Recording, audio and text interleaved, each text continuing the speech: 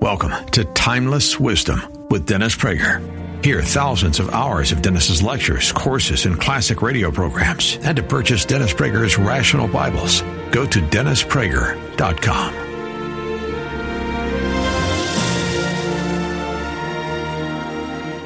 God created it for people. The purpose of creation was people. The purpose of it all was that we would enjoy what God has given to us, that we would lead good and holy lives. And what did we do? We didn't lead good lives. We hurt each other constantly. What bothers God is how we act toward each other. I have made this point in each episode. What bothers God most is when we mistreat each other. We cannot mistreat God. By the way, I think I gave you the analogy of a parent. The most painful thing for a parent is to see the children hating each other.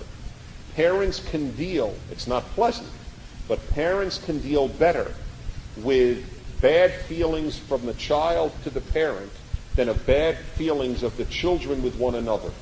What are mothers always doing? Did you call your brother?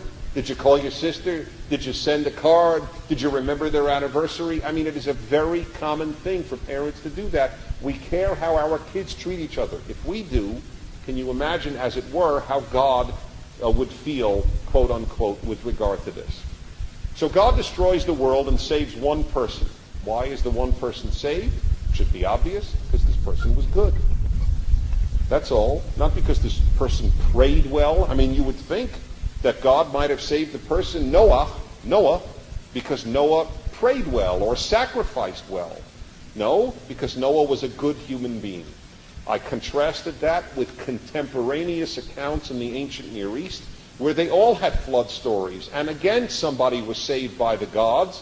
However, it was for utterly capricious reasons. Handsome, did well for the gods, and why did they destroy humanity? You remember one of the episodes that I read to you from one of the epics. I don't remember if it was the Epic of Gilgamesh or another, wherein the gods said, you know what? Humanity's making too much noise. Let's destroy it. Very different from humanity is hurting each other. We are now at chapter 9, verse 18, Genesis, wherein we are coming to the end of the Noah story. Noah is now on land. The flood is over. And I'll read it to you. I don't do every single verse, but when the story is told, it's necessary. The sons of Noah came out of the ark were Shem, Ham, and Japheth, or Shem, Ham, and Japheth, if that's the way the English of Japheth has been anglicized. Ham being the father of Canaan. It keeps mentioning that Ham was the father of Canaan. The reason is obvious. Canaan is where the Jews are entering, and the Jews are warned constantly, don't act like the Canaanites. Remember what I told you, those who've been with me from Genesis 1:1. Remember that you must understand more than anything else the beginning of Genesis, and for that matter, the purpose of Judaism, as the destruction of polytheism. Because polytheism keeps humanity down intellectually and, most important, morally and theologically. Remember, multiple gods is multiple moralities. One God is one morality, ethical monotheism. The desire is to destroy the practices of the pagan world. Therefore, the villain of the story, as it will now be related, is Ham. And who is he? The father of Canaan. Now remember, the world emanates from Noah and his children, right? Because these are the survivors. These are the only people in the world. So therefore the world now, all the nations come from these nations. Obviously, the Jews would come from Shem, or that's where you get Semite from the name Shem. Shemites are Semites. Okay? These were the three sons of Noah, and from these the whole world branched out. That's the next verse. Noah, the tiller of the soil, was the first to plant a vineyard. Now, if I have done anything with you, I hope that I have shown you that the way I was taught to study Torah as a child in yeshiva is the best way to study not just Bible, but an article in your newspaper, always ask, why are these words chosen? Now, why is it told that he was the first to plant a vineyard? You'll see, or you might not see, but I'll show you if you don't. Somebody showed me, so don't feel bad if you don't come up with it yourself. I didn't. But just remember, you should ask yourself that question. Why doesn't it just say, Noah, the tiller of the soil, planted a vineyard? Why does it say was the first ever to plant a vineyard?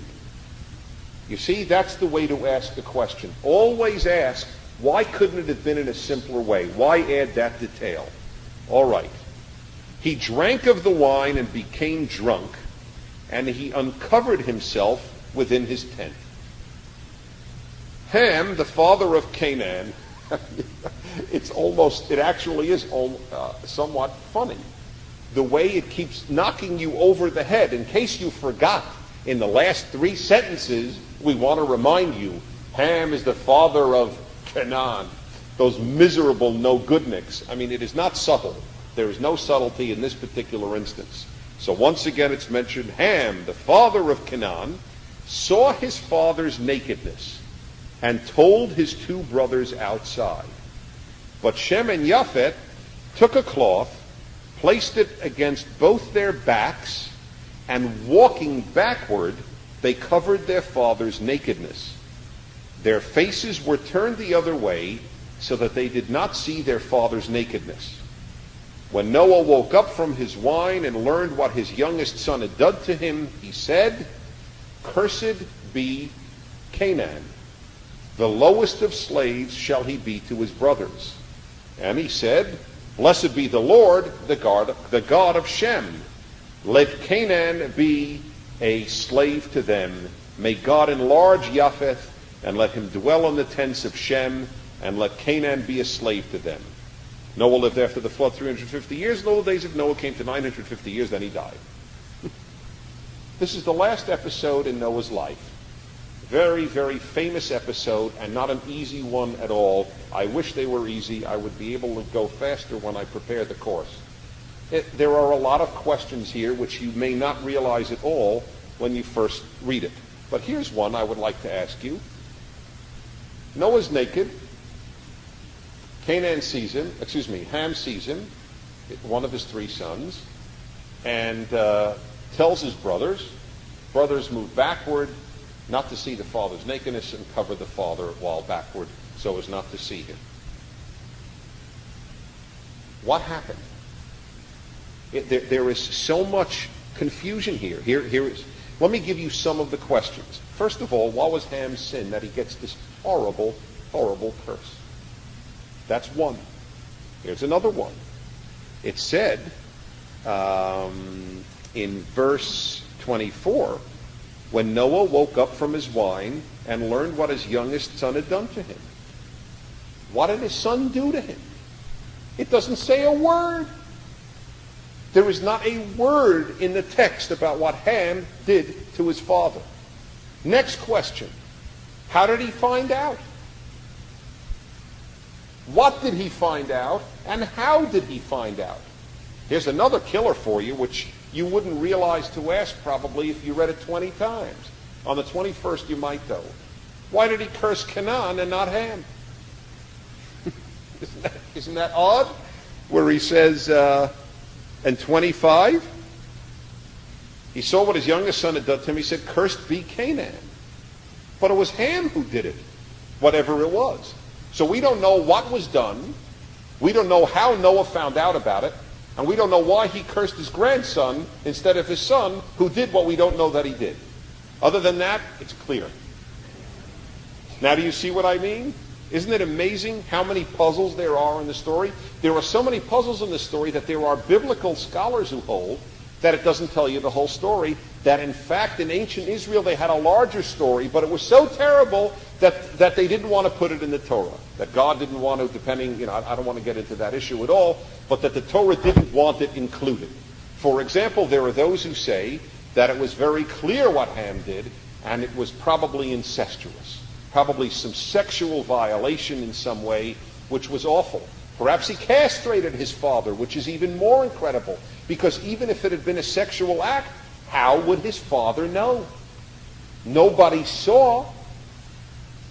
Are you with me? How would, it's a real puzzle. How would Noah know what Ham did to him? So what did he do to him? By the way, there is no great answer to this question. There are some answers to the question, but there is no absolute answer to the question. The puzzle remains to this day what exactly it is. This episode of Timeless Wisdom will continue right after this.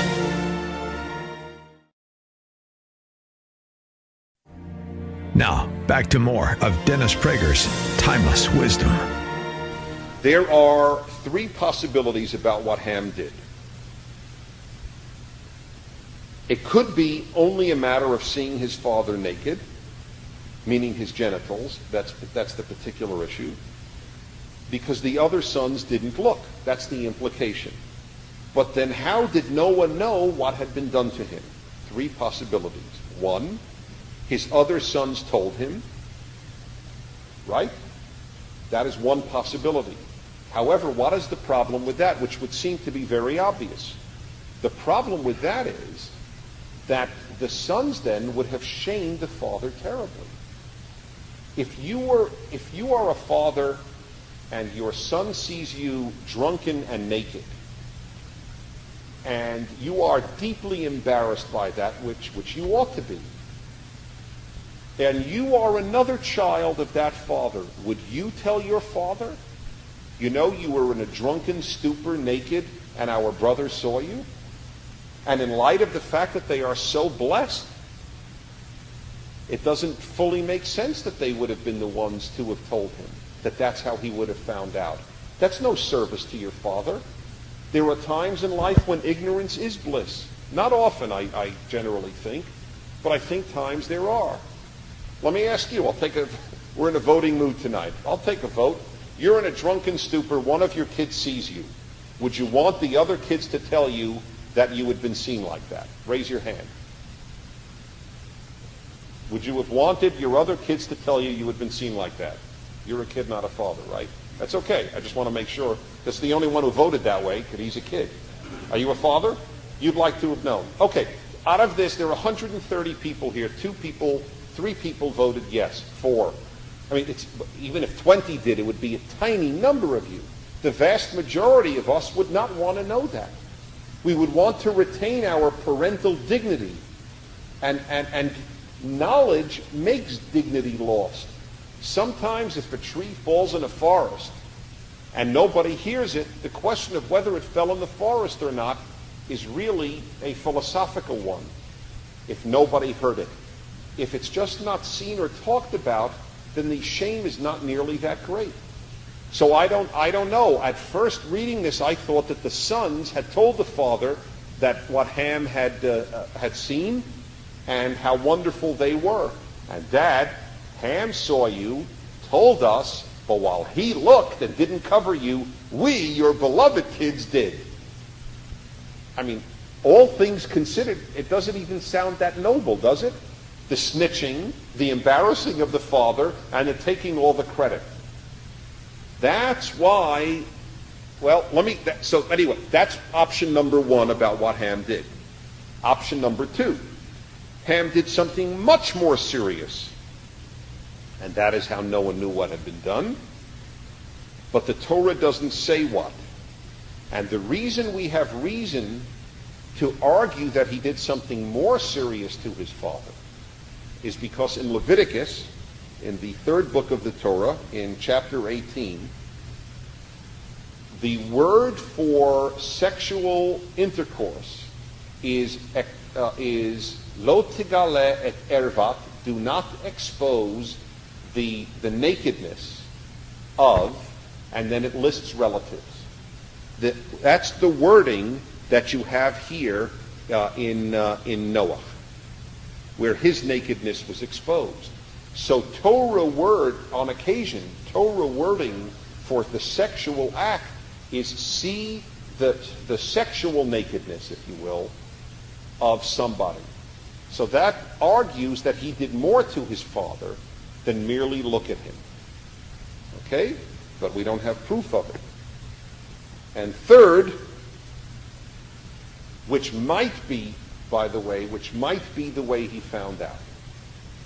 This is my own thought. He found himself covered by a coat which he hadn't put on, and realized that others had covered him. It doesn't take too much detective work to figure out that if you go to bed in one way and wake up another way, somebody has intervened. Does that make sense to you? That strikes me because the first one of the sons telling him doesn't bear credit to the sons at all. I think he saw what happened and probably asked questions. Otherwise, he still had to have isolated who did what, or just assume it.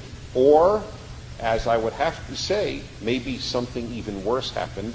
And you know, Greek tragedy is filled with patricide and with the desire to castrate your father as primal things so that you become the strong male. Who knows? Who knows if that may not have been a factor? I don't know. I truly don't offer it as definite, but who knows? Something must have happened.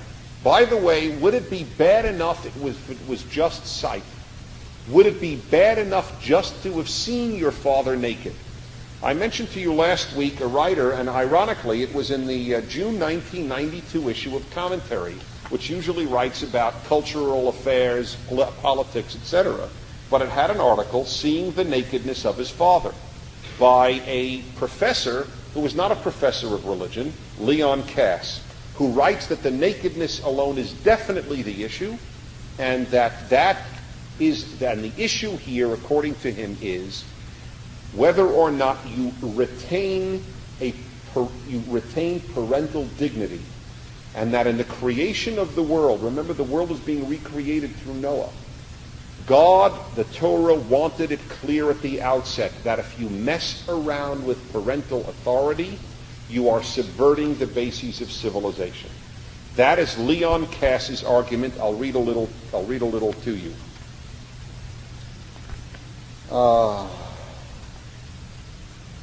He writes,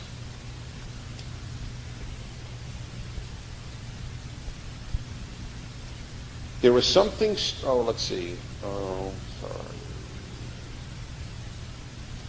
Well, I'll tell you, here is the line that really gives it away.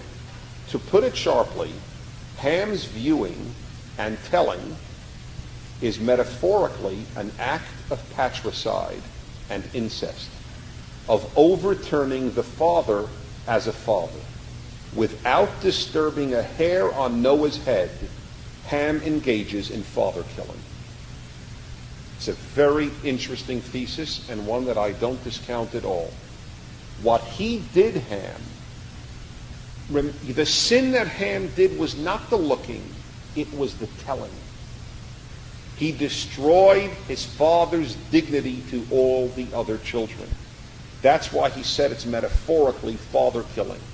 And that's the reason the curse on him is so terrible. The fact that that is what he did, as he writes, without disturbing a hair on his head. Now, on that basis, incidentally, his theory is that is why Noah cursed Canaan rather than Ham. What he did was, you destroyed me as a father, or in his words, you unfathered me to my children, I will unfather you to your child. Makes a lot of sense. This new interpretation from this Leon Kass makes a lot of sense. Does anybody have a problem with it? Is it clear to you that is what has happened? Parental authority has been shaken. And he believes, he writes further, because this is a political journal after all, that is a basic root of many of the ills of our society today, the destruction of parents as parents. And look, we certainly know in parts of our society, I'm not going to play games here, where it particularly afflicts black life, where you have 6 out of 10, 7 out of 10 children often born without a father. And the results are tragic. The results are tragic. Where it happens in white life, Hispanic life, the results are tragic. But by the way, you don't have to see it as obviously as that. As he points out, and it's an interesting theory, he says even when parents just act to be their children's pals, they have given up parental authority. And he takes this further. It's a very, let me read you his last paragraph. Modern times have produced a third human type, neither tyrant nor philosopher, who is also deaf to authority. His point is that if you don't have a parent as an authority, civilization collapses. That is where we get authority from in this world. And by the way, the 10 Commandments bears witness to that biblical belief. That is why honoring your mother and father, is in the 10 Commandments. Because if parental authority breaks, everything breaks. To use Freudian terms, God and your father, at least in the Western tradition, are very intimately related. God, A, is seen as our Father who art in heaven, to Jews and to Christians and to Muslims. So you have that clearly. But also, has been pointed out to me first by an Orthodox rabbi and then by a psychiatrist, the way in which you see God is very, very related to the way in which you see your Father. And I must tell you that I have asked this question of numerous people. I would say that it probably bears an accuracy percentage of 90%. 9 out of 10 people, and I wouldn't be surprised if 9.9 out of 10 people, for them it is true unless they undergo tremendous self-change in which they had a view of God as the Father, as their Father, but change. For example, if your father is absent from your life, there is a very good chance God will be absent or a non-issue in your life. If your father is authoritarian, you'll probably have an authoritarian image of God. If you love your father, there is a very good chance you will love God. It's very interesting stuff that's going on in these few verses, isn't it? Why? Remember, you've got to ask the question when you read the Bible.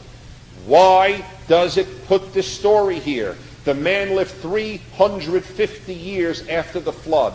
This is all they wanted to report? That's the only thing that happened in 350 years? He never had a July 4th, cookout? Nothing? Never went bowling the entire time? There's nothing else to report? Well, then it's got to be pretty darn significant, doesn't it? If the only event after the flood that it reports to you is he gets drunk, lies naked, his kids see him, and they get cursed for it, the one who saw it. Well, then obviously Cass is onto something. The removal of parental authority, and in the Western world, in particular, fathers. Not that fathers are more important than mothers. Mothers and fathers have different roles. Father's role is the civilizing role, the disciplinarian, the authority. Mother's role is love and nurturance. It's just the way it works out. Ask single mothers what it's like to discipline a child as compared to having a father around. It's just no comparison. And when fathers abdicate that role, they abdicate what they're being a father about. That's not to say fathers can't be loving and should be loving. You can always take anything to an extreme and become authoritarian. But that, and I have to salute this Leon Cass, he made this story to me the clearest of any of the philosophers and commentators that I had read on it. You know what? Please write them down, folks, okay? I will take them. I just want to take them after. But do please write them down, because I will ask for questions and then you will have forgotten. This is the story. Anyway, let me read to you just this last paragraph I said from Cass. Modern times have produced a third human type, neither tyrant nor philosopher, who is also deaf to authority and who knows neither awe nor reverence. Democratic man. For him, all hierarchy is suspect, all distinctions odious, All claims on his modesty or respect confining. Last names and even familial titles like uncle or aunt are much too formal. Honor and respect, fear and awe, and filial piety seem increasingly vestiges of an archaic world. Sex, utterly demystified, is now sport and chatter. Nakedness is no big deal. Severed now from their source in what is truly venerable, the customs of respect and modesty become anemic. Increasingly petrified, they crumble beneath the avalanche of equality, explicitness, and the, quote, right to be myself, unquote. We are all pals now. But we should not be so self-deceived. The sins of unfatherly fathers are still being visited on the sons. Canaan will still, and again, be cursed to live like a pagan. If you need a monument, just look around. Whew, I get the chills when I read it. But now you understand, too, why Canaan is cursed. If your father is unfatherly, you are cursed. It's a curse. It's not fair. Life's not fair. The Genesis is not about fairness. It's about reality. When we see constantly, if you cheat, cheating comes back. If you act in a certain way, it will affect your children. It does. It's not fair, but it's true. Unfatherly fathers, fathers who have been demystified, who have been naked in front of their kids, exposed naked, lose it. And it can be lost. You can lose your fatherliness and just become, as he writes in another paragraph, another male. Powerful stuff in this story. And it resonates, as I said, because why else would the Torah take the time out to tell you one story before Noah dies? I think that put it together as well as it's been put together again. Okay. By the way, you will notice another very interesting thing, which I find impressive in the Torah here. You will notice in verse 27, you notice a fascinating thing. Ham commits the sin. Remember what the sin is. The sin is the telling of the brothers, defathering their father. Okay? At least as I'm understanding it. Ham is not cursed, and Shem is not blessed. Look at verse 27. Blessed be the Lord God of Shem. Isn't that interesting? Now, why would that be? I think we figured out why the grandson's cursed in Ham's case. But why is God blessed and not Shem blessed in the case of Shem? Two possibilities. One, that he is giving credit to the fact that Shem believes in God and therefore acted the way he did. Okay? And there is another one. Remember, who do the Jews come from? Shem. Okay? All the Semites come from Shemites. Okay?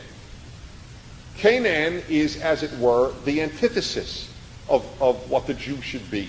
The pagan, the polytheist, the doer of evil, etc. No sexual morality, no ethical morality, etc. But I think here is a very touching thing, that the Torah wants to give the credit for Shem's good act, not to Shem, but to God. There is a constant vigilance in the Torah, and I will show you another example today, and by the time we get to Deuteronomy in 2006, I will show you in Deuteronomy where it is absolutely just written right out. The Torah wants Jews to understand that it is not they who are special. It is God and the task that are special. The Jews are merely carriers of it. And that is why there's no blessing of Shem, lest a reader infer from it that God has favorites in this world. Isn't that powerful? It's the God of Shem who's blessed, not Shem. Just as you notice, I've told you until now, there were no Jews. The Jewish Bible begins without Jews. And Noah is a tzaddik, a righteous person, and Shem too, and they're not Jewish. There is not a scintilla in the Torah of chauvinism, of Jewish chauvinism. You're Jews, therefore you're better. A Jew who holds that has no basis in the Torah. The Torah goes out of its way to block that thinking. It is God who is special. It is the task that is special. And here too, because the world is beginning here, this story is important. This is in some ways more important than Adam and Eve. Their progeny are destroyed. We're not the children of Adam. We're the children, at least from the story's sake, from Noah and his children. That's why every word here is so critical in how the Torah sees the world. Okay, so Noah then dies. Poor guy. You know, and it might be, by the way, it's interesting. I'm just thinking of it now, really reading it again for God knows how many a time. Maybe it's not coincidental that Noah died right after the story. Who knows? Maybe it knocked his will to live. And when you live as long as he did, why wouldn't he go on? It's not. He lived quite a few years. 950. Okay. Chapter 10, I am not going to read to you. I'm simply going to tell you what's in it. Chapter 10 is known as the tables, the nation tables, or the genealogical tables, the table of nations, and it really is just an attempt to tell you what happened to the children of Noah's children. Who begat who, and so on. But the one that continues in the story is the children of Shem. Okay? By the way, it describes 70 nations, because in the Torah idea of the world, there are 70 nations in the whole world. That is the way it is described. If you wish to read it on your own, obviously feel free to, but it's really almost overwhelmingly simply a delineation of names and the nations that came from them. Okay, chapter 11.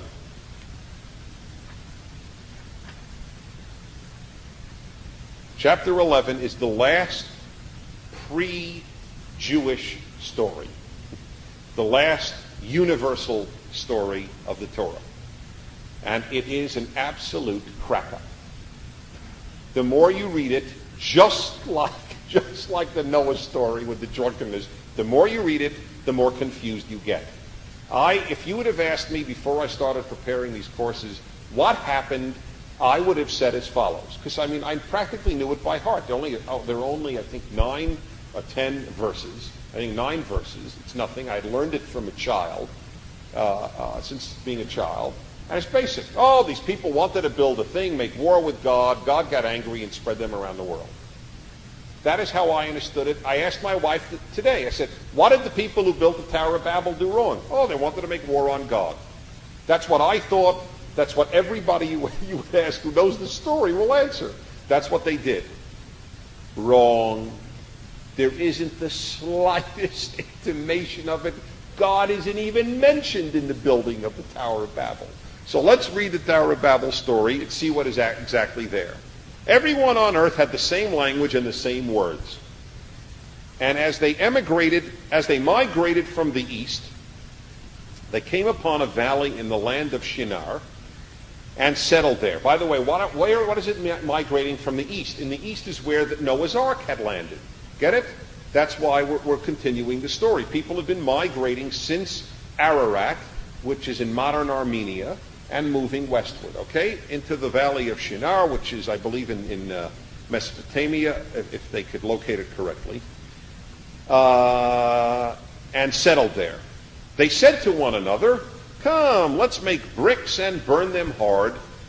Bricks serve them as stone. This is a parenthesis. It's interesting. It's not often in the Torah, but here's a parenthetical statement. Bricks serve them as stone, and bitumen. Does anybody know what bitumen is? Or is it bitumen or bitumen? Huh? Well, it's like coal. And is it pronounced bitumen or bitumen?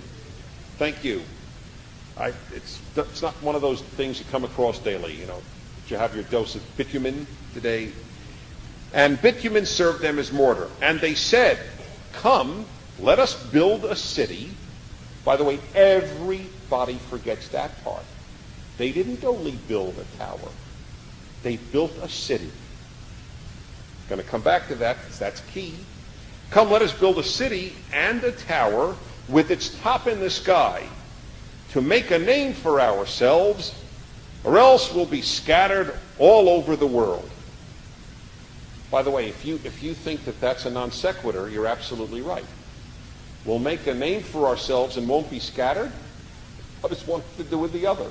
We'll build a building whose towers up to the sky, make a name for ourselves, that makes sense, and won't be scattered? What does that have to do? Well, we'll find out. The Lord came down to look at the city and tower. Remember, you see that? Little hint here. They didn't. From now on, the best for you to remember is the city and Tower of Babel. Never just say the Tower of Babel because it's not accurate. It's the city and tower that's the issue here, which you will find fascinating. At any rate, the Lord came down to look at the city and tower that man had built, and the Lord said, if as one people with one language for all, this is how they have begun to act, then nothing that they may propose to do will be out of their reach. Let's then go down and confound their speech there, so that they shall not understand each other's speech. Thus the Lord scattered them from there over the face of the whole earth, and they stopped building the city. Ooh, notice? Doesn't say stop building the tower. Stop building the city. So which exactly ticked God off? And why would God get ticked at city building? That is why it was called Babel, which I'm sure makes total sense to you. That's why it was called Babel. Because there the Lord confounded the speech of the whole earth, because in Hebrew, confound is balal. And this is Bavel. So you have Bavel and Balal, and so it's a play on words. And you'll understand why there's a play on words here, because there's another intent in this story. Confounded the speech of the whole earth, and from there the Lord scattered them over the face of the whole earth. Okay, got a lot of problems. Number one, what did they do wrong? These poor folks said as follows. Hey guys, listen, let's build a tower that goes up into the sky. Is that exactly a sin? Are any of you aware in the infinite number of Jewish laws, thou shalt not build a tall building? I am unaware of it. Not only that, you will say, well, but why did they want to do it? Because, and I'm back now with you on verse 4, to make a name for ourselves. So you'll say, that was their sin. They wanted a name for themselves. Well, let me tell you something. In Judaism and in Torah Judaism, making a name for yourself is not considered a sin. All right? Humility is a virtue, but modesty isn't. Which is certainly Jews live up to. Jews are not the most modest ethnic group in human life. If you compliment the Jew, they normally ask you for more. If I have it on Religion on the Line. 10 years of meeting people of different backgrounds, you can generalize after a while. Jews have a fairly good sense of self. Whereas if I compliment the Protestant minister or the Catholic priest, oh no, Dennis, no, not, what are you talking about? Not at all. And constant, a denial. They don't want to think well of themselves. It's the sin of pride and so on. There is no sin of making a big name in Judaism. In fact, which you will find particularly interesting, please look at 12:2. This episode of Timeless Wisdom will continue right after this.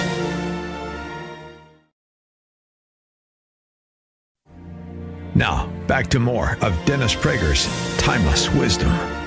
When God blesses Abraham, which we're going to come to tonight, he even says to him, I'm going to make you a great nation, and I will make your name big.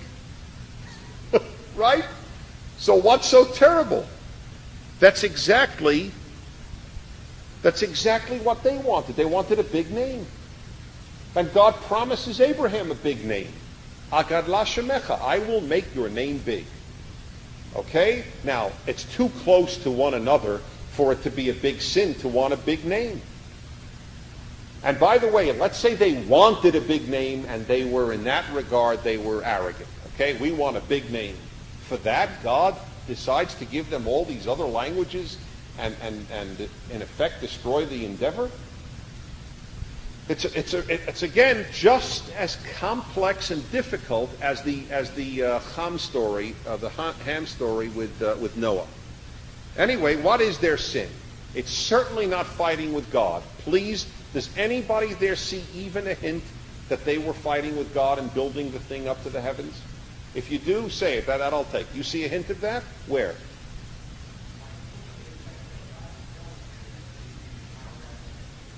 Uh-huh.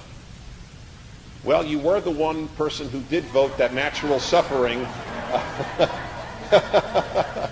So, I think you have it in for God. That's a very cute answer. There's no basis for that, but it's a cute answer. Yes.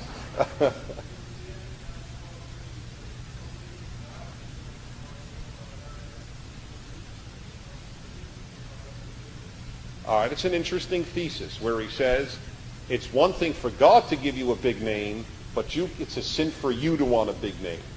I can't imagine, off the top of my head, something that is sinful for us, but okay for God in this regard. In other words, God could give you a big name, but if you give you a big name, I think there is a problem with the big name here, but I don't think that it has to do with fighting God. That's what my question was. Can you find something with the traditional understanding you all got in Sunday school or Hebrew school of fighting God? It isn't there. Okay, I'll just move ahead and tell you it isn't there. God isn't even mentioned. Now, by the way, that's not insignificant that God isn't mentioned. The entire glory is human glory. My friends, the Tower of Babel story might as well have been done in the Soviet Union during socialist realism's period. It might as well have been done in Nazi Germany in the celebration only, in Albert Speer's architectural grandeur, celebrating the great physique of the human being, the Aryan physical person. When you glory man alone, there's no problem with glory in the Torah. There's problem with glory to man without God. That's why, contrary to making war on God, the whole point is they ignored God. They are building a tower of glory to themselves. We're great. And you've seen it all. You know it. By the way, I will tell you from my own perspective, this is so relevant, it's frightening. I am convinced that the arts have sunk in the Western world as secularism has enlarged. When Bach wrote his pieces, he wrote for the glory of God Most High on most of his manuscripts. There was a sense of I'm writing music to the glory of something beyond man. Yes, the glory of man. There is no problem in Judaism with the glory of man. We are God's greatest creation. You should see yourself as glorious. You should see the arts as glorious. But when they are removed from God entirely, that's bad news. When it's only for the glory of man, when it's humanism as opposed to any religiosity, that's a problem. That's not the only problem by far. I just wanted to dispense with the issue of where the issue of God comes in. They're not making war on God, not in a direct sense. They didn't say, let's build a big one so we could go up to the skies and battle God. God was irrelevant. In fact, it would be better to battle God. Religion is far healthier in a place where there are people angry at God than in a place where people ignore God. If I may speak about contemporary America for a moment, that's the worry that religious people like myself have. Not that there are people angry at God. It's that God is a non-issue. You can't even say God bless you at a high school reunion, at a high school graduation, excuse me. I know all the arguments and I don't want to get into constitutional arguments. Constitutional or not, The fact is, the statement in America today is, outside of your home and your church or synagogue, ignore God. If you think society is healthier for it, the Tower of Babel story is here to tell you, no, that's not what is wanted. Glory to man's creations is fine. Bereft of any sense of God, it is not fine. I tell you, if they would have said, let's go up and battle God, God wouldn't have been nearly as annoyed. Good, you take me seriously. I want people who want to fight me. Who fights him in a few sentences, in a few chapters from now? Doesn't Abraham? The whole thing is he fights with God. Of course God wants you to fight with him. They ignored God. That's the sin. And it's not the only sin. We've got a lot more here. It's a lot heavier, just like the Noah story is, with the unfathering of fathers. Now, let's go back. There is another battle going on in the Torah here. What did I keep telling you? The major battle of Genesis? The chapters till now, against polytheism. In Mesopotamia, I'm sure every one of you has seen a picture of what is called a ziggurat. Those were the great palaces built in Mesopotamia for the gods. If you can picture it, it's a lot of steps built like a mountain, because in the ancient world, mountains were where the heavens and the earth met. Okay, so they were replicas of mountains where you could meet God, as it were. There is here a sense of humor. Most people reading Genesis do not crack up. I fully appreciate that. I always get a kick parenthetically about when people speak about composers having a sense of humor. Did you see how funny Haydn was in that quartet? And I feel like an idiot whenever I read that. I never laughed during a Haydn quartet. I could understand you'll miss the humor here, but there is. I'll show you part of the humor. There is a deep, deep mockery of Babylonian religion taking place here. The biggest mockery of all is, and it really is funny when you think about it. Most people know the word Babel, which is the same as Babylonia in Hebrew, from the tower. From this story about God confounding all of them. What was done here? First of all, please look at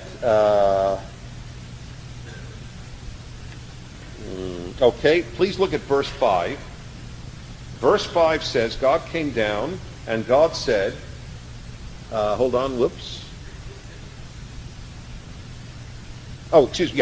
came down, looked at the city and tower that man had built. Actually, in Hebrew, it's even more irreverent. That children of man built. Nothings. In other words, what is happening here is, in Mesopotamian religion, who was it held built the greatest of the ziggurats? The gods themselves. Remember, this stuff is very old. This is 3,000 plus years old. You have to put yourself in the reader's mind then, not just today. I think both are correct. At that time, for somebody to be told, people built those ziggurats that the Mesopotamians say the gods built, was incredible. It was heretical. This was heresy in the world of its day. God comes down and looks at the building which people built, which human beings, children of people built. What kind of joke? This is just built by children. Joke number one, as it were, or put down number one of polytheism, people built it, not the gods. Put down number two, it's a play on the word Babylon, meaning mixed up. The Torah gives Babylon the name mixed up. Okay? Play number three. Remember I told you about the parenthetical statement about bricks? Let's look at that one again. They said to one another, come, let's make bricks and burn them hard. Now here's the parenthetical statement. Bricks served them as stone, and bitumen served them as mortar. There were two things here. One, to an Israeli/Canaanite writer, this is strange, because they built things from stone. So it's a parenthetical statement. They built things differently. But there was another intent here. It was to laugh at it. You're going to build a tower up to the skies, out of mortar and clay? Who are you kidding? That is put down number 3 of these great, massive Mesopotamian achievements. There is more here in regard to what is being done about the religion, but those are the primary ways of saying to the Jews, don't take this polytheistic stuff seriously. Next, what was their sin? I argued that one of their sins is glory to man. There is no man only, not to God as well. Okay? That is my inference from reading this. But what are the direct sin? Remember I told you what keyword to look up? Every time it mentions the tower, what else does it mention? City. Okay. Now, 11:4. They said, come, let's build a city and a tower with its top in the sky to make a name for ourselves. Then I told you, didn't it seem like a non sequitur followed? Or else we'll be scattered all over the world. What does that refer to? It can't refer to the tower. What is the tower? How will the tower prevent them being scattered all over the world? So what does it refer to? Right, cities keep you from being scattered. But what did God say to Adam and to Noah? What was the first thing God said? Be fruitful and multiply and what? And fill the earth.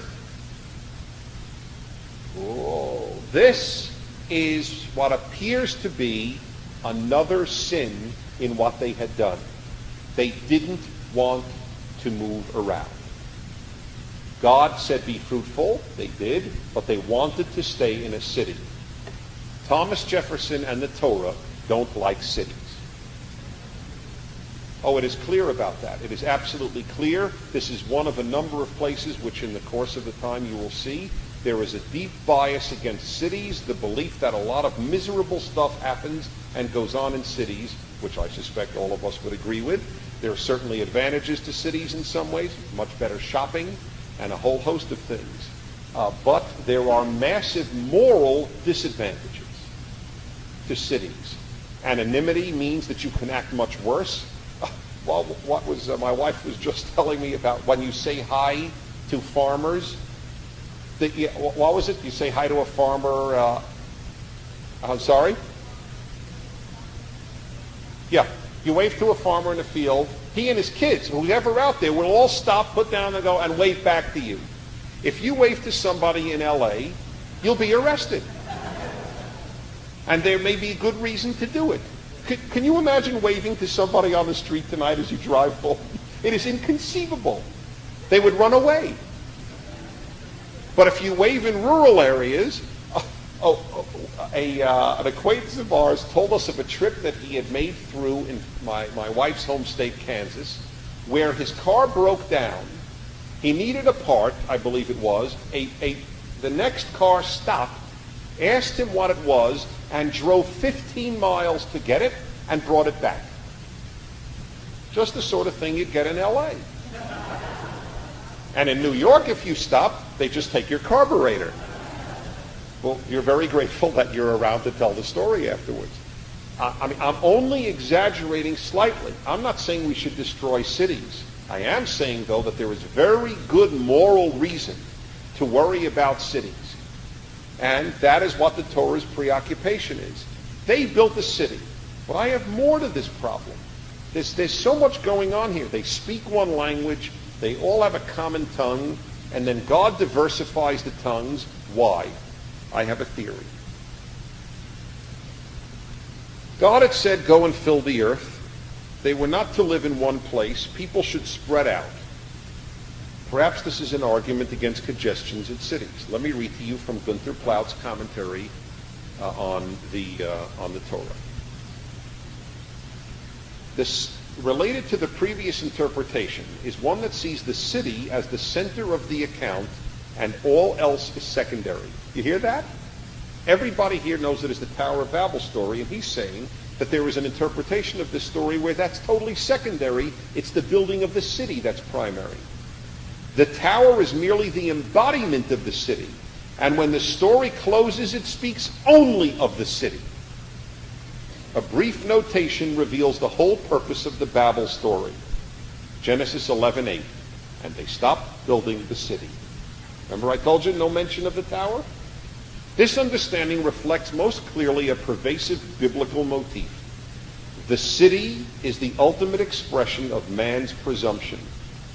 Babel was the city, and to the anti-urban tradition of the Bible, its downfall appeared as a proper divine judgment.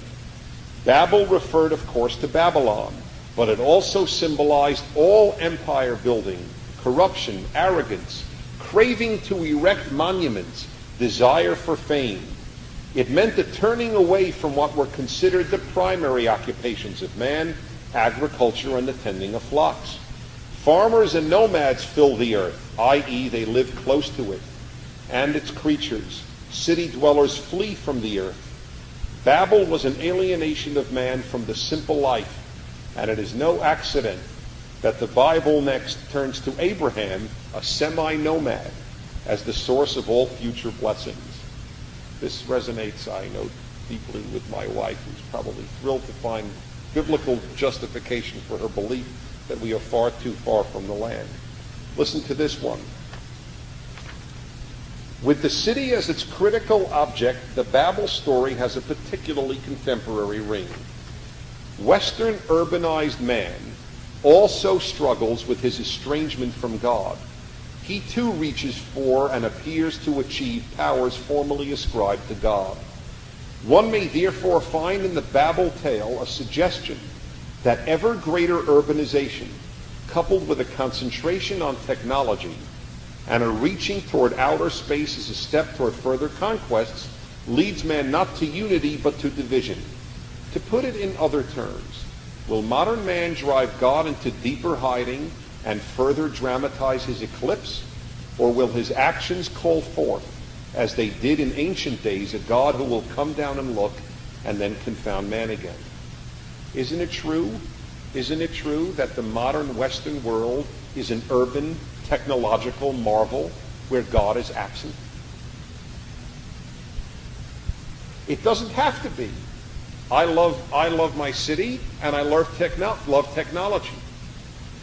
But I am religious in spite of it. And by the way, often have to think about rejecting it.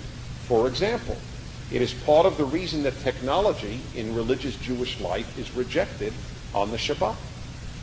It is the day in which you can return to the ideal of closeness to the earth, closeness to the world, non-technological marvel, what it means to be a human being. I read an article in the Wall Street Journal about 2 years ago where they are developing, and if you live to a normal lifespan, you will probably see this, as I will probably see it, where you will be able, through artificial intelligence with computers, actually feel your way through a building, through a room. You'll be able to move people around.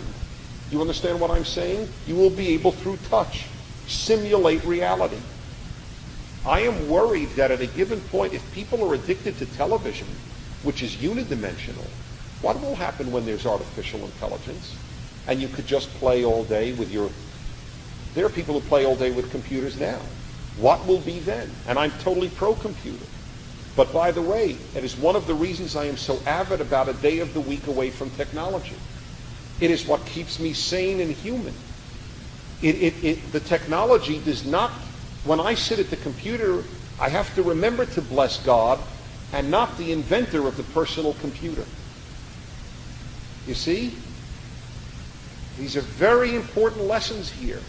How technology and urbanization can make you human-centered rather than God-centered in your life. It's not so much a danger when you see a cow give birth.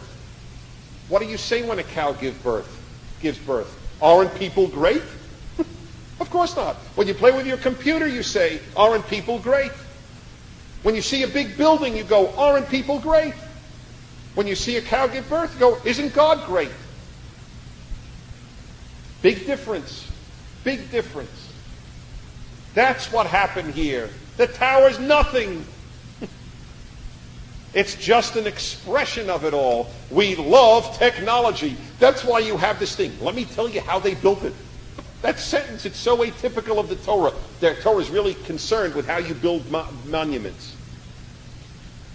But they loved technology in those days. And we love technology in our days. And I don't have a problem with technology. I know it's danger. I know it's danger. German companies could build Cyclone B gas. What was it used for? Not very godly means in gassing millions of Jews and others, right? But the technology was there. It's a double-edged sword. And this comes from a person who has a 486 computer, 33 megahertz, and I'm upping it to 50 megahertz. But I have my day of the week, which is for God, and there ain't no computer on. It is a day devoid of the technological wonders. Something to think about. It means a lot to me. It doesn't mean a lot to everybody who observes it because they haven't thought it through. But it means a lot. Not done at all with this.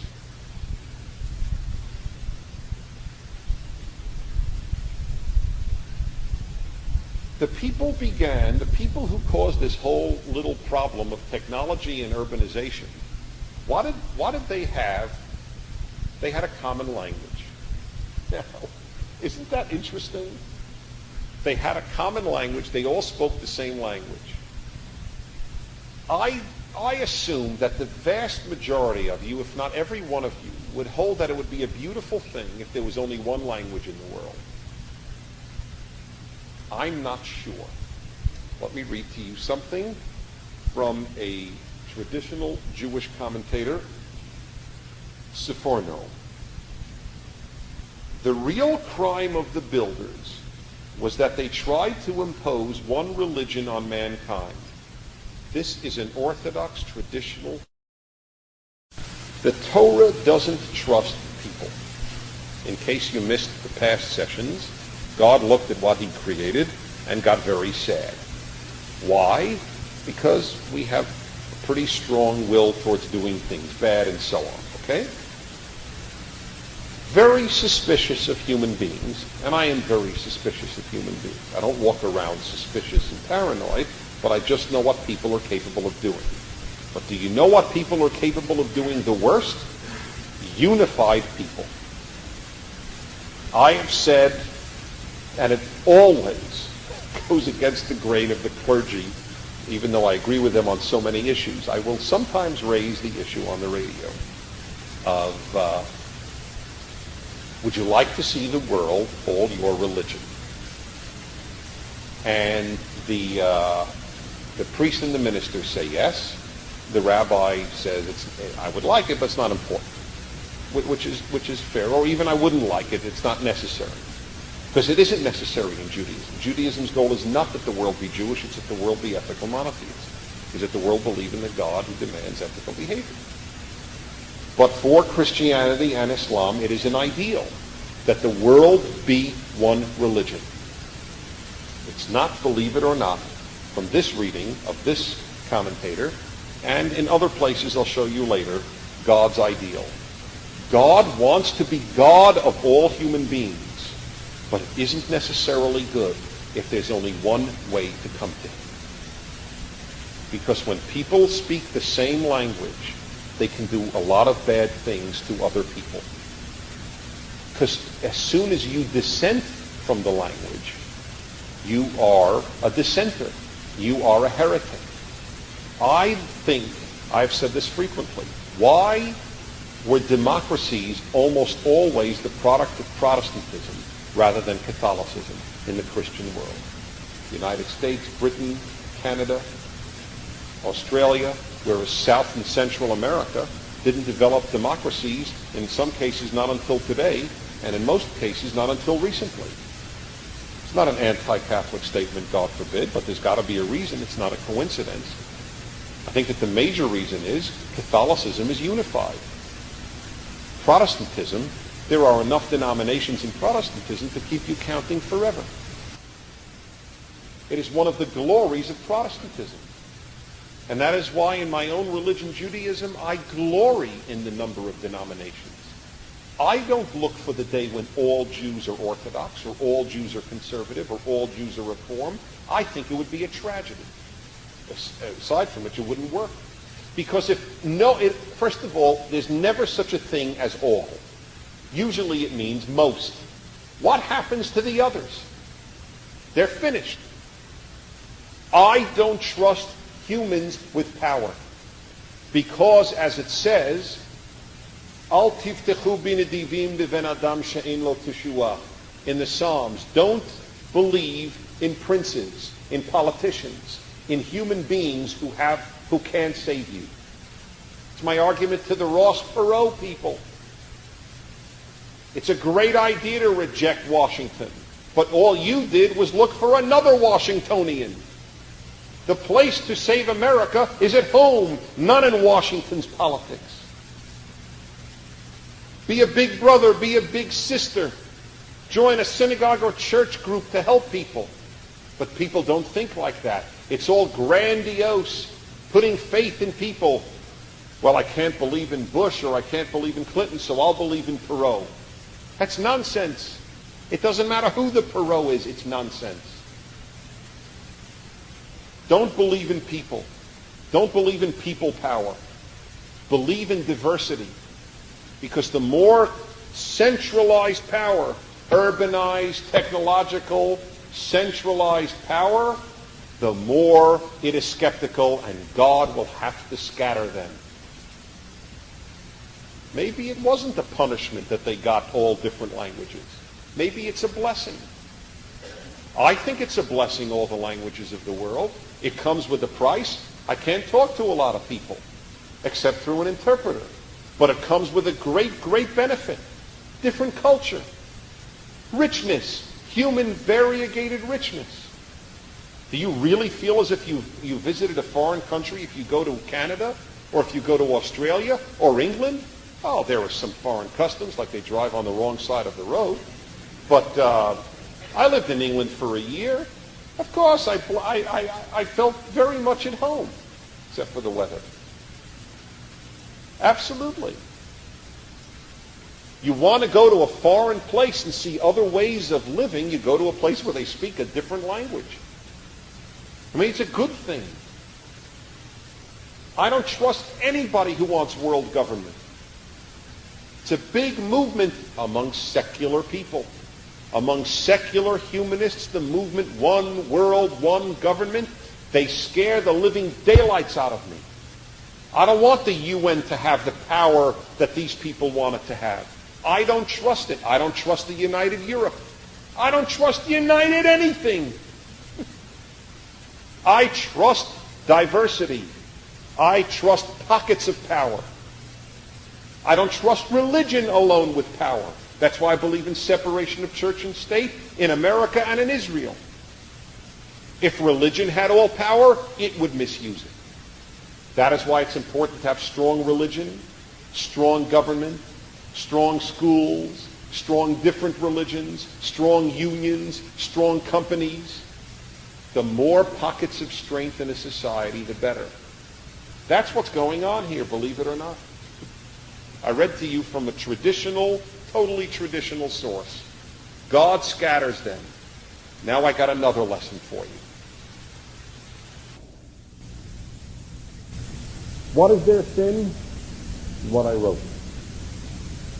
It was self-absorption and foolishness. Building for no reason except to make a high building. Building just to make a name for themselves. Making a name, as I said earlier, is not a problem in and of itself. Remember, God promises that to Abraham. The question is, a name for yourself for what? Very relevant to Americans' desire for fame.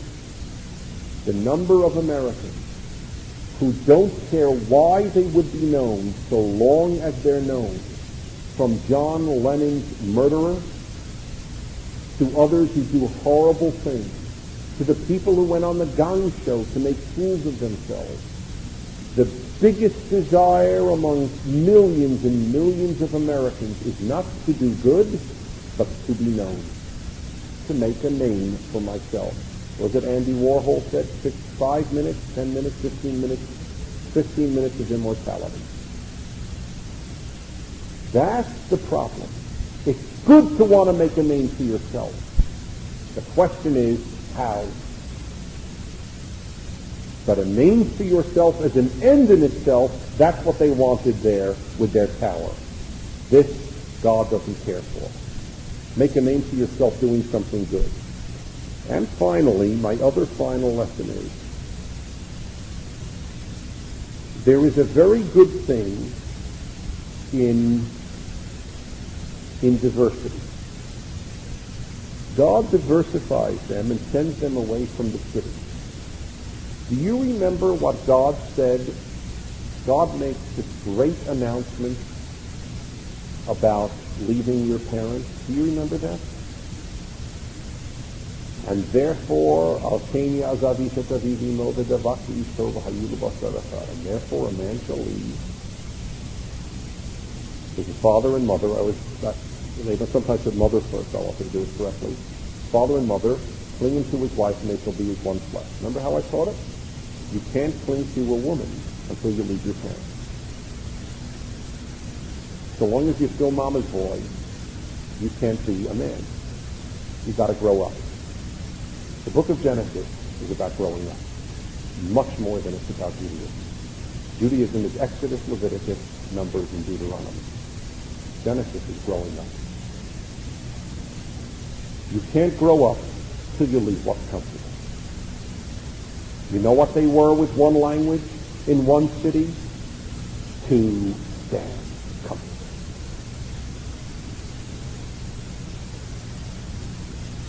Ladies and gentlemen, I will offer you as a thesis that all culture and civilization worthy of the name that we consider to be higher culture emanates from interacting with the other, with the different. There is no question that part of the Jews' growth as such a dynamic culture was because it was located in the crossroads of so many civilizations, whereas the Japanese stayed the same century after century after century, and they had to be pried open to the world. And the same with other places. It's not anti-Japanese, the statement. Any place that would be isolated from the other would be like that. And nobody wants to come with the other. It's uncomfortable. You want to stay home, where it's comfy, where they all speak the same language and say the same thing. That's the first sentence of the statement. It's not just that they spoke the same language. It's so powerful. It says, Safa achat udvarim achadim, and the same things. That's what they loved about each other. They all said the same thing. What a great life. Same city, same language, same words. God is that comfortable. It's the ultimate politically correct world. It was Stanford. There it was. It wasn't Babel, it was Stanford. Where you have a few words you're allowed to say, and that's it. That's comfortable. Genesis and Judaism, at its best, is against comfort. It's for growing up, and they ain't the same. You've got a choice in life, friends. You either grow up or stay comfortable. Most people want to be comfortable. They don't want risks. This is certainly true in America today. If it's got a risk, the FDA should ban it. If it's got a risk, then I have to sue if something goes wrong. I will not take risks. I will not pay for any options I make. I will not make a choice. That is the movement towards the more powerful government, so that I am taken care of from cradle to grave. But what does it produce? It produces boring people. I was with a Danish woman in Washington. She was interviewing me at one of the papers. I said, "Why did you move?" I said, "Because it's more interesting in America." That's true because it's so diverse and because you can fail. If you want to build a civilization with no risk, no cutting of ties to comfort, you can, but you won't be fully human. You will be taken care of in body, but you will die in spirit. You need the chance of risk. You need the chance of cutting off. That's what we got to do.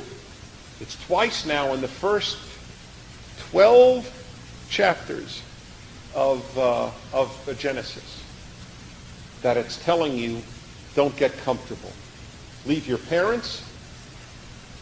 Now what is it here? Leave the city. Leave the same language. And what's the first thing God says to Abraham? Leave it all. Leave your father, leave your upbringing, leave your geography, leave everything. You can't be my man if you're going to be comfortable at home. The first words of God to Abraham, and that's the purpose of Genesis up till now, is to lead you to God and Abraham, is get out of here. Leave your father, leave your roots, go. Be a man. It's tough to be a man. And I obviously include women totally in the idea. It's not a genital-based statement. It's tough to be a grown-up. That's better, I guess. Peter Pan. We all want to stay young and comfortable, say the same things, think the same things, and feel comfy. And it's not what it wants. Genesis is about growing up. That's the incredible story of the city and Tower of Babel. Rather different than I learned it as a kid. Too bad.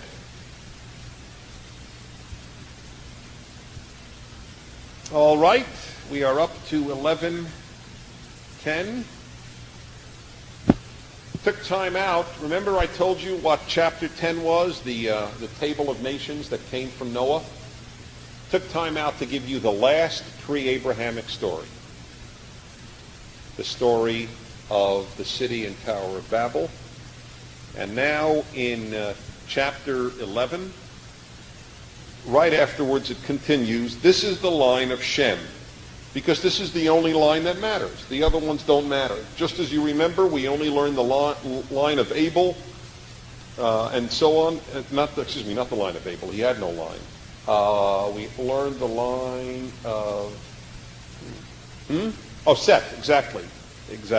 The lines that matter leading to Noah. And here, the lines leading to Abraham are what matter. So here we have the lines from Shem, the son of Noah, to Terah, which you will find at chapter 11, verse 32. This episode of Timeless Wisdom will continue right after this.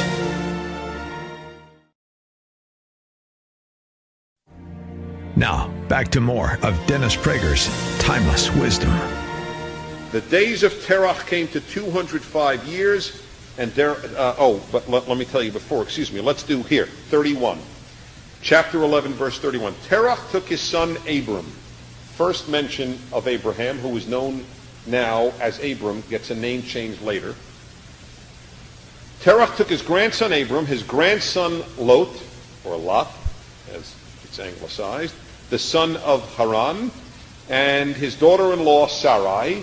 That's Sarah's name before her name was changed. She's married to Abram, the wife of his son Abram, and they set out together from Ur of the Chaldeans, which is in about modern Iraq, to the land of Canaan. But when they had come as far as Haran, they settled there. The days of Terah came to 205 years, and Terah died in Haran. The next sentence, I'll never forget when Leonard Bernstein gave a lecture on Beethoven at Harvard. I think it's the unanswered question. But I heard him say, all of music was changed with the first chord of the Third Symphony of Beethoven. All of a sudden, you have the relatively calm and ordered world of classical and Baroque and Rococo music, and then all of a sudden, in the Third Symphony, boom, boom, da, da, da, da, dee, da, to the land that I will show you. See, he had stopped in Haran. God wasn't pleased with that. He shouldn't have stopped. He said, get up and go. Leave everything.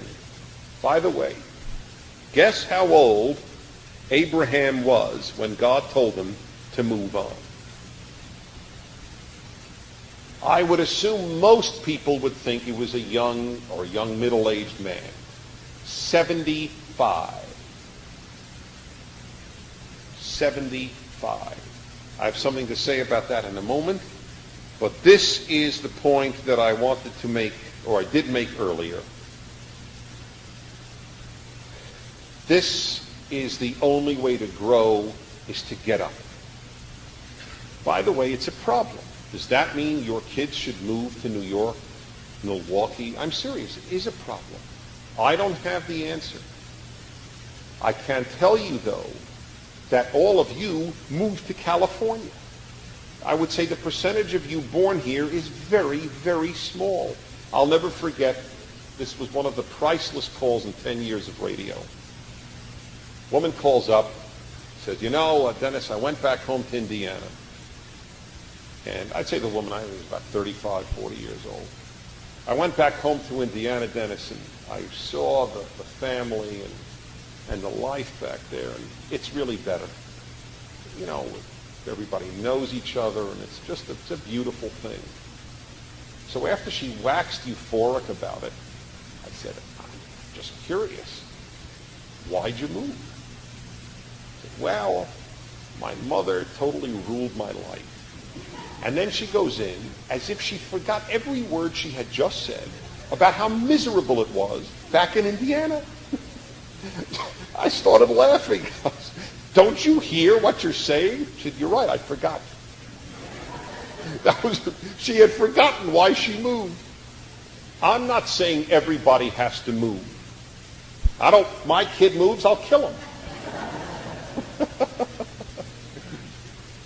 But it's a very tough issue. It's tough emotionally. But we are supposed as parents not to raise our children. We're supposed to raise adults. That's a tough thing for a parent to swallow, because if they're adults, they leave. That's the way it works. The adults don't stay home. And if your kid does stay home past a certain age, you're not so thrilled. It's not the way the order of the universe was made to be. And so, with the ultimate unique individual thus far, Abraham, the statement is made, get up and start anew. Leave to the place that I will show you. Here's the $64,000 question of the whole Torah. Why did God pick Abraham? And if you know that, you're better than me. I have been battling with this issue as long as I have been thinking about this stuff, which is my whole life.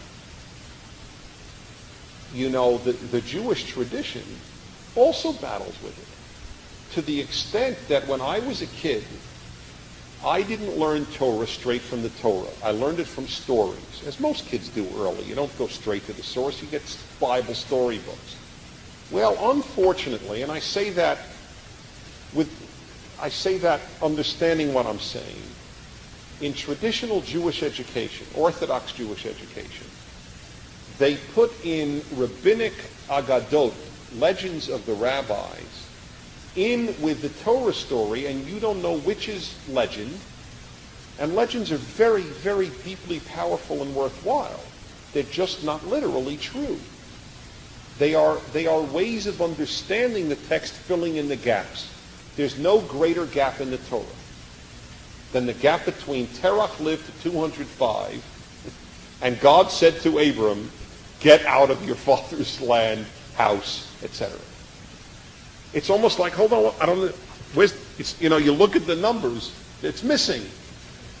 Where is the missile? Why did he pick Abram? Why not Nahor? Why isn't Nahor the father of Judaism and the father of monotheism? Why? Why Abraham? So I have some thoughts. Thought one. The text is silent now, but not afterwards. We learn about Abraham later, and the more you know about him, the more you have an understanding as to why he might have been picked. Okay? We'll talk about that when we get to it. It's the opposite, by the way, with Moses. God picks Moses, but you know exactly why God picks Moses after his terrific 3 things that he does. Which, killing the Egyptian, helping the girls, and getting in when 2 Jews were arguing and stopping the fight. In other words, you find out things about him, but you know nothing about Abraham. Now, you also, by the way, know why God chose Noah. It says because he was at Tzaddik. If it would have said one sentence, and God saw that Abram was at Tzaddik, a righteous man, and then said, leave, we'd have no question. It says nothing. The silence has to be deliberate. So, this is my thought. Why did God choose the Jews? Is a similar question. It's not because of intrinsic merit. In fact, the Torah says, as I cited earlier, the Torah says, it is not because of anything you did that I have chosen you. Therefore, too, I think that we can understand why there is a sense of arbitrariness in choosing Abram. If Abram were a truly righteous person, and the Jews come from Abraham, the Jews could have said, we're better than non-Jews, because we come from the best ancestor. And I am convinced, I never read this anywhere, but I am convinced that that is the reason that he is simply picked. Nothing positive is said about him. Nothing is told about him. He's a human being who was chosen. Could be totally randomly as far as the text is concerned. That is how deeply, I already showed it to you earlier, when Shem is not blessed, only God is, that the Torah doesn't want Jews to think they're intrinsically better than anybody. Isn't that something? We're told that Noah was good because the whole world comes from Noah, but the Jews come from Abraham. And no Jew can ever walk around and say, oh, our ancestors are better. No way. He was picked for no reason whatsoever, is exactly what the Torah is bending backward to say to us. I love that. I love the idea, and I love the Torah for doing it. The total loathing of the idea of any intrinsic superiority or inferiority of any group. Because there is no more evil doctrine than racial supremacy. None. Because it means that the people who are not a member of your race can never change. They are intrinsically bad. Whether it is white racism, black racism, or any racism, it is the worst possible idea. You are intrinsically inferior, I may therefore destroy you. Auschwitz was impossible without racial anti-Semitism. Regular anti-Semitism didn't produce extermination. You need racial anti-Semitism to produce it. Check my book, Why the Jews. Make a big chapter on what the difference between Nazi anti-Semitism and all previous anti-Semitism was. In all previous anti-Semitism, if a Jew converted to the anti-Semites' thinking, he was accepted the next day. But in racial anti-Semitism, a Jew can never change. That is why it is so dangerous when you have a Jeffries teaching, black racism, that melanin determines the content of your character, the amount of skin melanin that determines your blackness or whiteness. Because you can never change, and therefore you have nothing to do. Just as the different race can never be good, you can never be bad because of your race. It undermines everything God wants in this world. That values be supreme, that people be better. That's why I am convinced nothing is said about Abraham.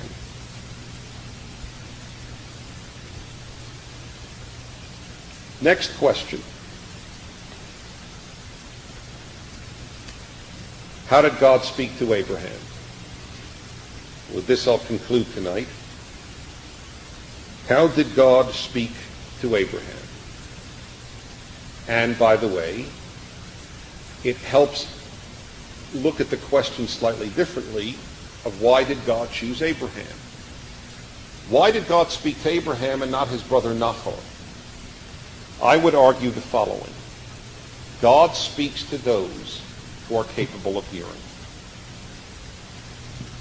If there is an intrinsic worth to Abraham, it is totally to be inferred. It is not stated by the Torah. Here was a person who could hear God say, leave everything comfortable at the age of 75. Most people don't hear those things. And if they hear it, they would check their hearing. They would go to a psychiatrist. Does God speak to people? I can't answer it absolutely yes or no. But it strikes me that God does speak to people. And the question, can we hear? I would say to you it is very analogous to music. When I play Haydn, my favorite for the last 5 years, the dogs are often around me in the house, the 2 dogs. They hear it too.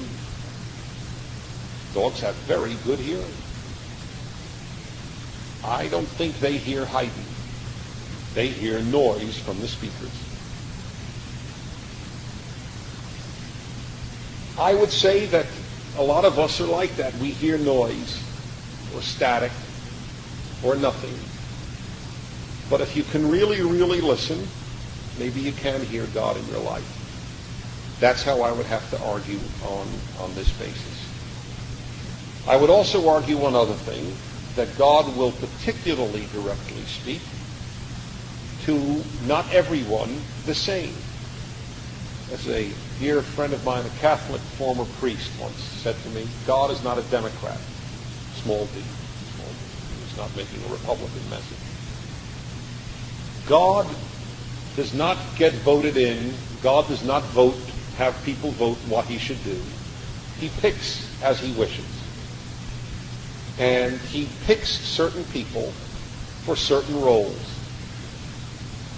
And if you are going to affect many, you are picked. By the way, you all know that even if you're an atheist. Jonas Salk was picked by genes to find the polio vaccine. Right? That's not democratic. Why didn't he pick me? Why didn't genes pick me? Didn't work out. Picked somebody else, and believe me, you are all happy, as I am, that at least somebody was chosen for the role of finding the polio vaccine. So God spoke. Two more verses and we're done. 12:3. Let me just read them in English. I will make of you a great nation, and I will bless you. I will make your name great, and you shall be a blessing. I will bless those who bless you, and curse him that curses you. And all the families of the earth shall bless themselves by you. And Abram went forth as the Lord had commanded him, and Lot went with him. Abram was 75 years old when he left Haran. A few words on these sentences and we're done. First, God challenges Abraham's faith a number of times in Genesis. This is the first. Leave everything you're comfortable with and go where I tell you. You need a lot of faith in God, that you're hearing God, in order to leave everything that you're comfortable with and just move on, especially when you're 75. It's easier to move on and hear God and leave roots when you're 25 and 75. I will bless those who bless you and curse those who curse you. And curse him who curses you. One's in plural, one's in singular. I would argue to you that that is exactly what has happened in history. Those who have blessed the Jews have been blessed by God, and those who have cursed the Jews have been cursed by God. I would say that generally speaking, very few Jews believe that, but evangelical Christians nearly all believe it. God bless them.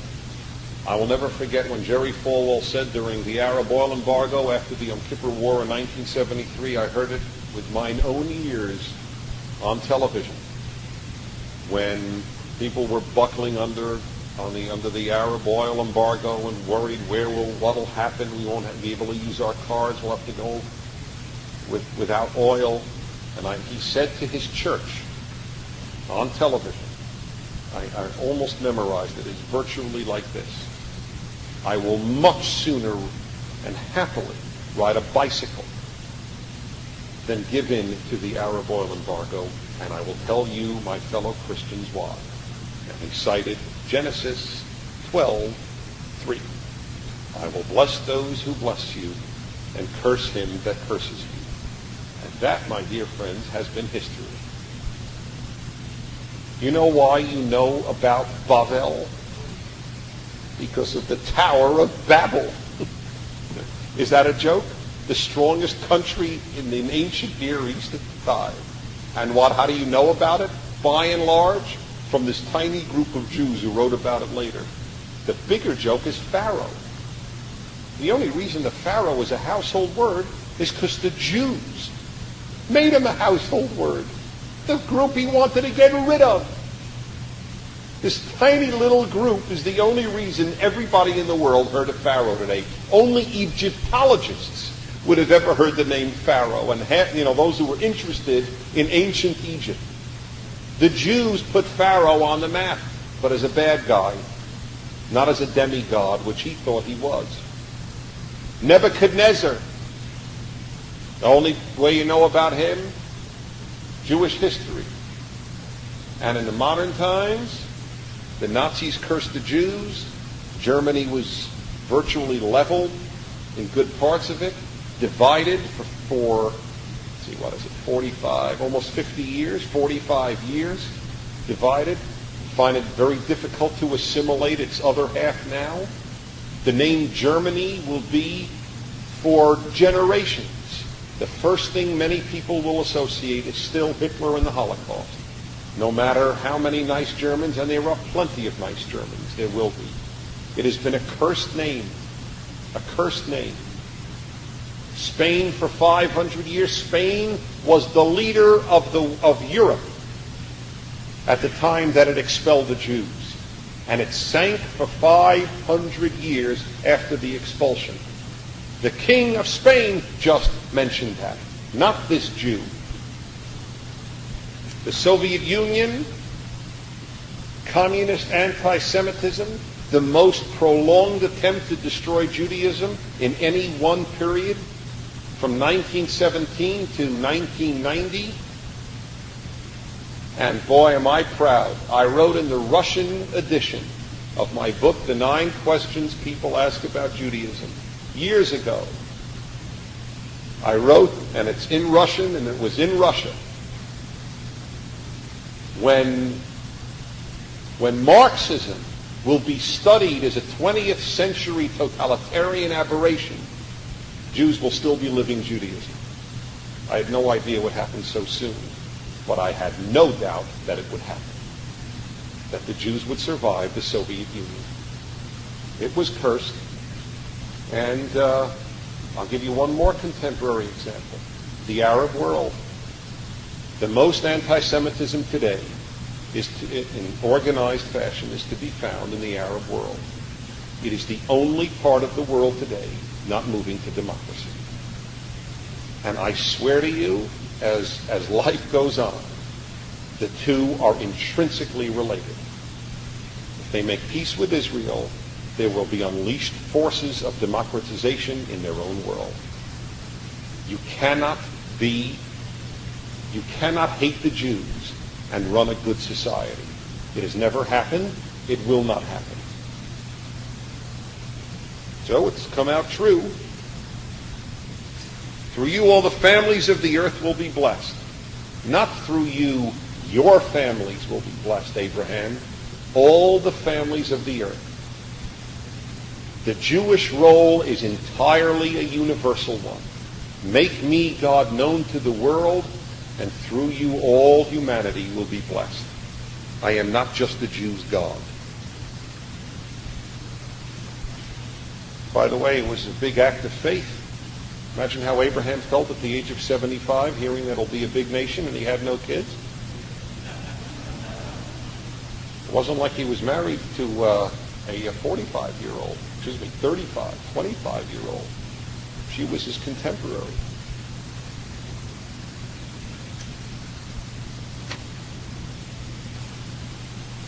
Final word. He was 75 when God gave him the call. May I tell you one of the things that I find singly, uniquely annoying as I speak to people all over? It's when an older person will come over to me and say the following: I really like what you said, but it's the youth that has to hear you, because we're too old to change. Let me say publicly to any older person who feels that, if you ever meet me, please don't say that. I find it depressing and contemptible. I find it depressing because I intend on getting old.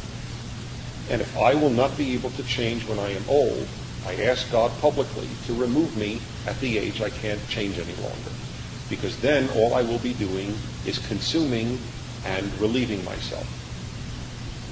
I find it contemptible because it is an anti-human statement. It means that you're an animal who is simply a little more sophisticated.